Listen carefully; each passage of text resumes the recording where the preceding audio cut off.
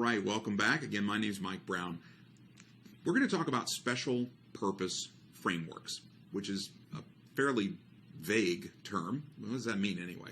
Well, the fact of the matter is, as much as we focus in on U.S. GAAP and accrual basis accounting, because, it is the U.S. CPA exam after all, it's kind of important, but it's by no means the only framework out there that we can potentially use.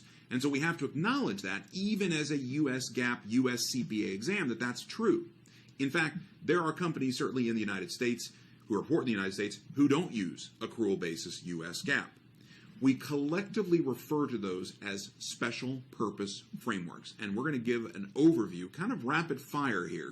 I'm going to be throwing a lot of just raw data at you to walk through, well, what does that mean? But also, what are some of the frameworks that you typically could see?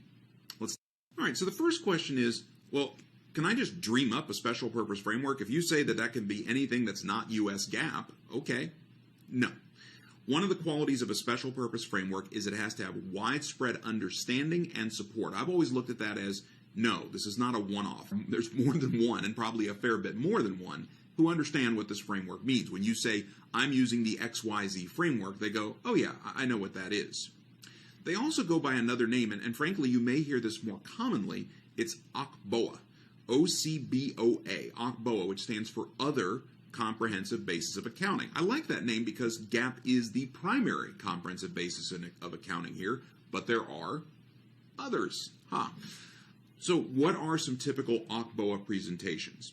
Well, one is the cash basis, and there's two flavors there. There's the what I would call cash, or the true cash basis. There's also what's referred to as the modified cash basis. You can do it based on tax rules, so that's the tax basis. We can do one that's more of an inflation adjusted. That's typically referred to as price level adjusted financials. And then finally, we can use a regulatory basis of accounting. Of that list, three I'm going to highlight as the most common. That's cash, modified cash, and tax. All right, regardless of which method we're choosing from that list of OCBOA options, what should we note? What's generally going to be true? Well, first and foremost, you can't use accrual basis titles. If I say income statement, that implies U.S. GAAP. So we can't say that. We need to give it a different name to clearly note this is not accrual basis financial statements. There's a couple ways to do that. One is you could simply say income statement and in parentheses put tax basis. That would work. Or maybe even use a more descriptive financial statement name that makes sense for that basis, and we'll see some of those in a bit. What's required here? When we say what's a full set of OCBOA financial statements? Well, typically here, that's going to be what we would think of as an accrual basis balance sheet and an accrual basis income statement. Whatever we present should also explain changes in equity, but there's one of the main financials that is not required, and that's the statement of cash flows. That particularly makes sense with the cash basis of accounting because you'd effectively be repeating yourself. Now, as far as disclosures go, the bottom line rule is they should be similar to GAAP. They should still include a summary of significant accounting policies. They should still include any other informative disclosures for similar items to those you would find in GAAP financial statements. And if there's something that is not shown on the face of the financials, for example, related party transactions, subsequent events, significant uncertainties, things like that, we also want to make sure those disclosures are included as well. All right.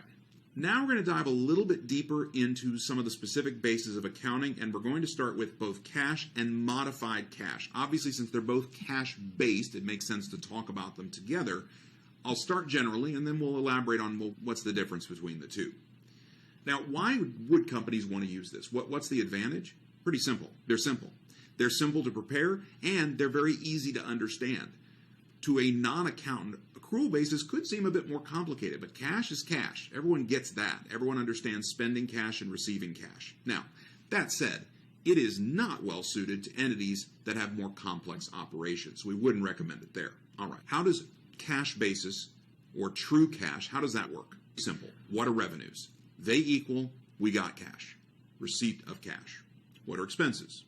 We paid cash. Cash is paid. Who uses this true cash or cash basis? Well, estates and trusts, civic ventures, political campaigns, political committees are some of the common places you would find this. They include a statement of cash and equity, which is literally all that's on it, and a statement of cash receipts and cash disbursements, which is the cash version of an income statement, in effect. Now, under the header of the world's easiest financial statement, so if anyone asks you, what's the simplest financial statement you could dream up? I'd go, that's easy. It's the statement of cash and equity for a cash basis set of financials. It has one asset, cash. It has one equity, which is equal to cash. And there are no liabilities. Were it that only all balance sheets were that easy. Now, as far as what's on the statement of cash receipts and cash disbursements, well, not surprisingly, receipts and disbursements. The two big ones, the ones that are expected to be the largest items on this, would be the ones you'd also expect to see generally on an accrual basis, P&L. Revenues and expenses. Just remember, in this case, it's whatever revenues we've collected or received, and it's whatever expenses we've paid. But also, because we're on the cash basis of accounting, when we don't have liabilities, other things show up here too. That includes involving debt. So if we get debt proceeds, that's going to add. If we have debt repayments, that subtracts.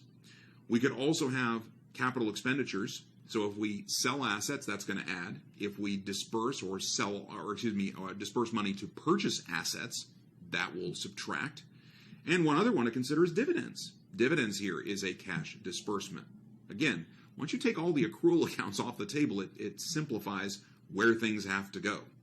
You might think, okay, that seems simple, but I could think of a lot of scenarios where that would be awkward and maybe not make sense. And that's part of why it's those specific kinds of entities that tend to use it. When we hear cash basis, what is frankly far more common is modified cash. So let's talk about the modified cash basis. Most for-profits and not-for-profits who say they produce cash basis, this is what they're using. It's effectively a hybrid method. It does use a lot of cash basis accounting, but it kind of sprinkles in some pieces of accrual basis accounting. Now, here's the not easily defined gray area.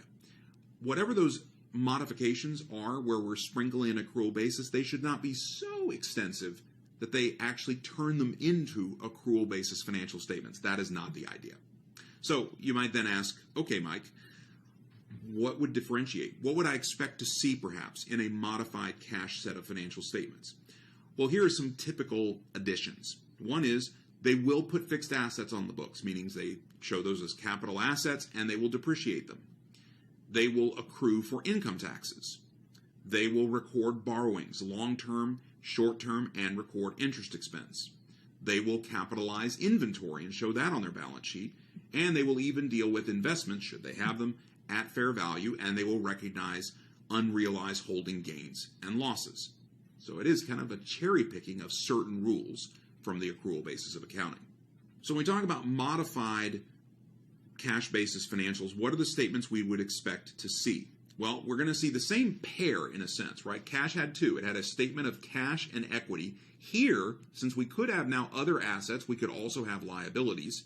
We would either call that statement of assets and liabilities on the modified cash basis, or statement of assets and liabilities arising from cash transactions. Both work because they both clearly indicate we're using a cash-based system. Then we could call the other statement of revenues and expenses and retained earnings on the modified cash basis, or I like this one, statement of revenues collected and expenses paid. Now, exactly what's going to be included would vary in the same way that exactly what pieces of accrual basis accounting you sprinkle in would vary as well. Okay. Let's talk about the income tax basis. Now, the tax basis financial statements as an alternative actually are well suited for entities which have complex operations. Now, these don't use GAAP. They don't use accounting rules really at all. This is solely going to be based on the methods and the principles that go into preparing the entity's tax return, meaning we're following the IRS's rules here. Now, that creates an interesting problem. What do we do about revenues that are not taxed and expenses that are not reported as a deduction or the like? Well, we have to deal with those in some way. We have to show them somewhere because that's relevant information. Okay, so first off, they have to be recognized in whatever period they are received or paid for cash basis taxpayers. and they would be in the period accruable for accrual basis taxpayers. Remember, a taxpayer could be cash basis or accrual basis for its accounting. So again, what do we do with the non-taxable stuff?